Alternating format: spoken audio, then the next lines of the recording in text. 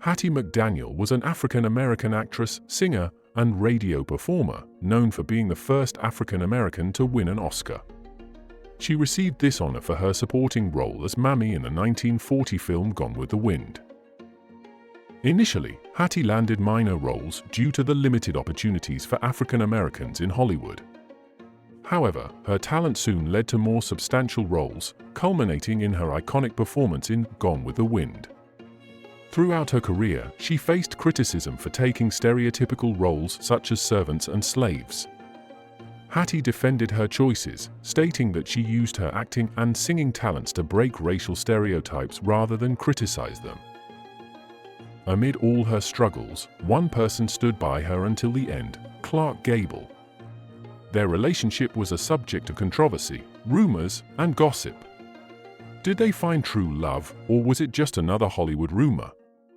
Watch this video to find out. Hattie McDaniel was born on June 10, 1895, in Wichita, Kansas, to Henry McDaniel and Susan Holbert, both former slaves. Her father was a soldier who fought in the American Civil War. Hattie was the youngest of 13 children. Her family moved to Colorado in 1900, living first in Fort Collins and then in Denver, where Hattie graduated from Denver East High School. Her brother, Sam McDaniel, acted as a butler in the 1948 short film Heavenly Days, and her sister, Etta McDaniel, was also an actor.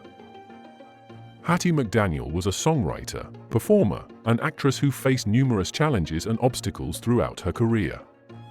She initially honed her songwriting skills while working with her brother's Carnival Company, a minstrel show.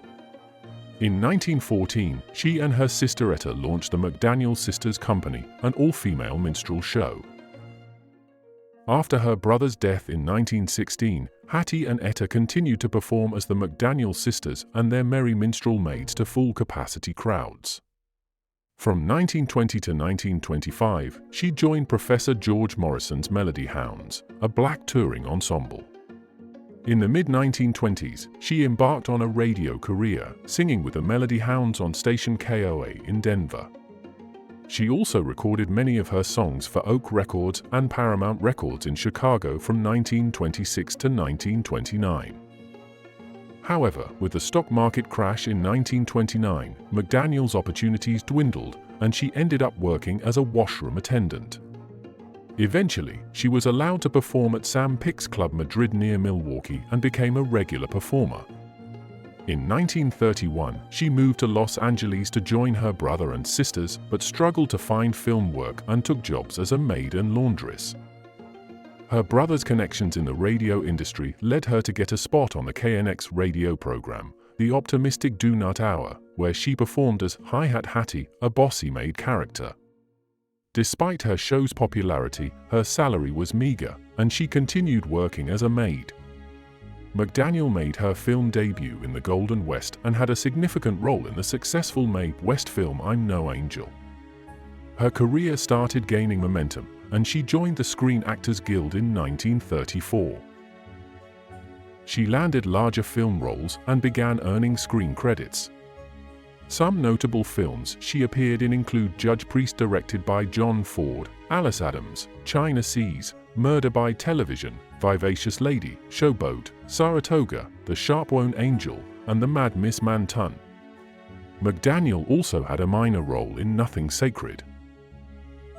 Throughout her career, McDaniel formed friendships with many Hollywood stars, including Joan Crawford, Tallulah Bankhead, Bette Davis, Shirley Temple, Henry Fonda, Ronald Reagan, Olivia de Havilland, and Clark Gable.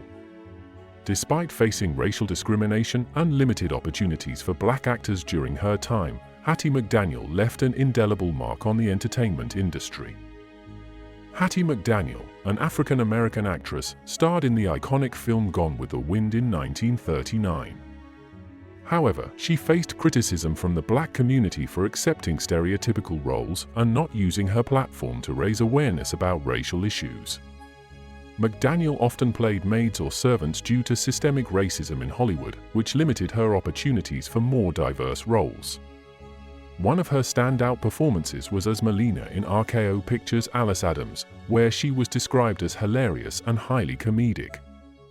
Clark Gable, a co-star and close friend, always supported McDaniel throughout her career. The competition for the role of Mammy in Gone with the Wind was intense, almost as fierce as the search for Scarlett O'Hara. First Lady Eleanor Roosevelt even requested that her own maid be considered for the part.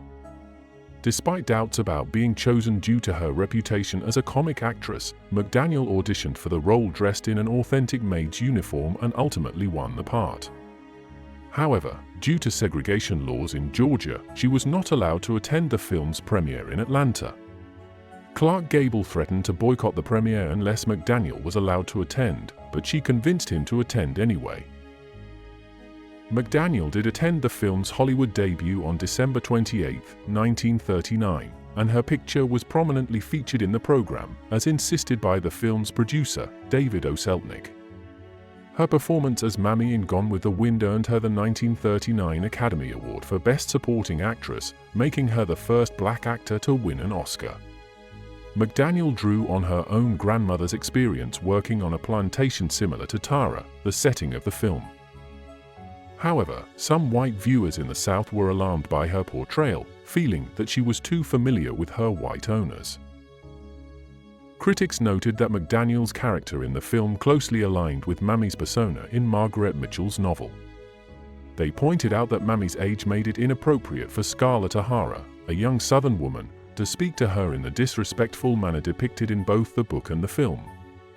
Additionally, neither the book nor the film explored Mammy's personal life or desires beyond serving on a slave plantation. Some critics felt that McDaniel's acceptance of these roles and her statements to the press further perpetuated Hollywood stereotypes, which hindered the progress of the civil rights movement.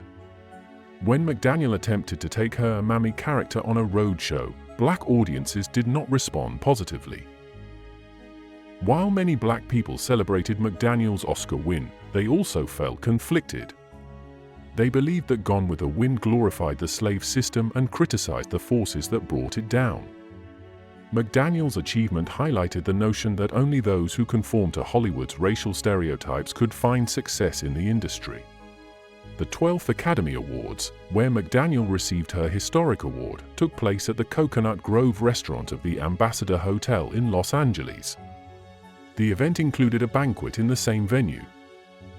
The Untold struggles in the spotlight. After the final scenes of Gone with the Wind wrapped, producer David O. Selznick was hit with a revelation. It wasn't the grandeur of the film or the star-studded cast that lingered in his mind, but the unforgettable performance of Hattie McDaniel as Mammy. She was stealing the spotlight from Clark Gable and Vivien Leigh. This breakthrough, however, soon turned into a nightmare for Hattie. The film's premiere was set for Atlanta, but Georgia's segregation laws posed a major hurdle. The state didn't want any black actors from the film to attend the gala. Selznick tried to negotiate an exception for Hattie, but the studio stood firm against him. Despite this setback, Hattie had powerful allies, including lead actor Clark Gable. William Clark Gable, often hailed as the King of Hollywood, was an iconic American film actor. Over a remarkable career spanning 37 years, he starred in more than 60 films across a variety of genres, establishing himself as a leading man for 3 decades. The American Film Institute named him the 7th greatest male movie star of classic American cinema, a testament to his enduring legacy. Gable's talent was recognized with an Academy Award for Best Actor for his role in the romantic comedy It Happened One Night. He earned further Oscar nominations for his performances as Fletcher Christian in the drama Mutiny on the Bounty and Rhett Butler in the historical romance drama Gone with the Wind. Upon learning that Hattie couldn't attend her own premiere, Gable reportedly considered boycotting it. Remarkably, it was Hattie who convinced him to go, not wanting to cause further trouble. Hattie's absence at the premiere didn't go unnoticed. Margaret Mitchell, the author of the novel on which the film was based, sent her a heartfelt telegram expressing regret that Hattie couldn't witness the applause firsthand. Fast forward to Oscar night in 1940, and Hattie walked into the room looking like a real-life Cinderella. When the Best Supporting Actress category was announced, the name called was Hattie McDaniel. She became the first black actor to collect an Oscar. But behind the celebration was a harsh reality. The Coconut Grove, where the ceremony was held, had a strict no blacks policy and only allowed Hattie in as a favor. It gets worse. Once inside, they segregated the ballroom, forcing her to sit apart from her Gone with the Wind crew. The only person at her table was her white agent. They didn't even let her into the theater until right before she received her award. Someone had to bring her in from outside. She wasn't allowed to sit inside the auditorium. As if that wasn't enough, after the ceremony, her so-called friends decided to hit up a no blacks club for the after-party, leaving Hattie out in the cold with her shiny new Oscar. Amid all the prejudice and hardship, Hattie had one true friend who stood by her side, Clark Gable. Their closeness was so profound that people speculated about the nature of their relationship. While the exact details remain a mystery, what is clear is that Gable and Hattie shared a deep admiration and respect for each other. Gable recognized Hattie's talent and advocated for her fair treatment, while Hattie appreciated Gable's unwavering support and willingness to challenge the status quo. Despite the era's racial barriers, their friendship endured, marked by mutual respect and fond on-set antics, like the time Gable swapped iced tea for real brandy, watching Hattie take a big sip during a scene. Their bond was a testament to their characters and stood as a rare beacon of solidarity in a time of stark division. Hattie McDaniel's personal life was as dramatic and complex as her celebrated career.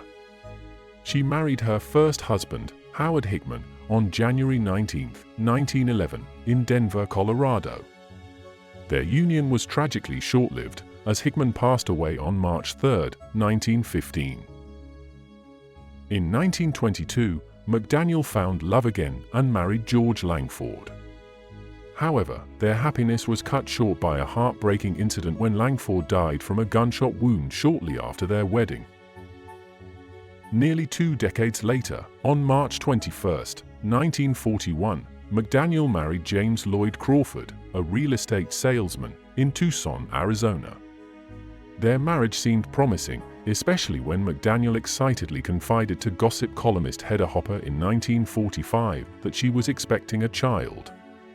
She eagerly began preparing a nursery and buying baby clothes. But fate dealt her a cruel hand when she suffered a false pregnancy, leading to a deep depression. The couple divorced later that year after 4.5 years of marriage.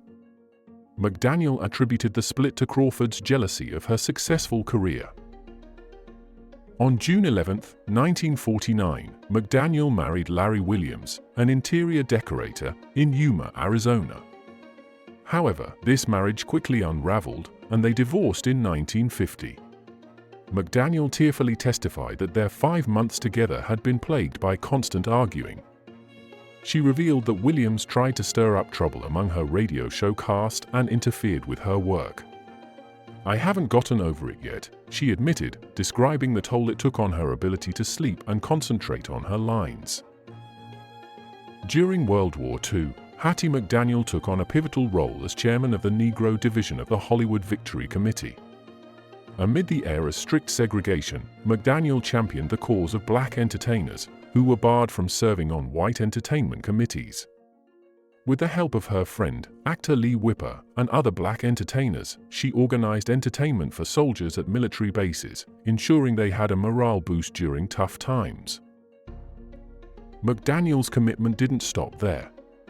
She made countless personal appearances at military hospitals, threw lively parties, and performed at United Service Organizations (USO) shows and war bond rallies, raising vital funds to support the war effort. Her tireless efforts were crucial to maintaining the spirits of soldiers and citizens alike. A dedicated member of the American Women's Voluntary Services, McDaniel also collaborated with actor Clarence Muse, one of the first black members of the Screen Actors Guild, in an NBC radio broadcast to raise funds for Red Cross relief programs. These programs aided Americans displaced by devastating floods, showcasing McDaniel's generosity and community spirit. Known for her open heart, she often lent money to friends and strangers in need. McDaniel was also a fierce advocate for civil rights in her Los Angeles community. When her neighbors in the Sugar Hill area sought to evict black families by enforcing race-restrictive covenants, she took a stand. McDaniel hosted meetings at her home, rallying around 30 black residents to fight the discriminatory suit in court. Her leadership was instrumental in resisting racial injustice. However, her health took a turn for the worse on August 26, 1951, when she suffered a stroke, compounded by diabetes and a heart ailment. She was admitted to Temple Hospital in Los Angeles. Despite her struggles, McDaniel's spirit remained unbroken. Tragically, she passed away from breast cancer on October 26, 1952, at the Motion Picture House Hospital in the San Fernando Valley. Her death was a profound loss, and she was mourned by 3,000 admirers who celebrated her life and achievements. Although she had wished to be buried in Hollywood Cemetery, which enforced a whites-only policy, she was laid to rest in Rosedale Cemetery, the first in Los Angeles open to all races and creeds. In a gesture of posthumous recognition, Hollywood Cemetery offered to reinter her in 1999. Though her family declined, the cemetery erected a cenotaph in her honor, now one of its most popular tourist attractions, overlooking its serene lake. McDaniel's legacy continues to inspire, reflecting her indomitable spirit and the barriers she broke both on and off the screen.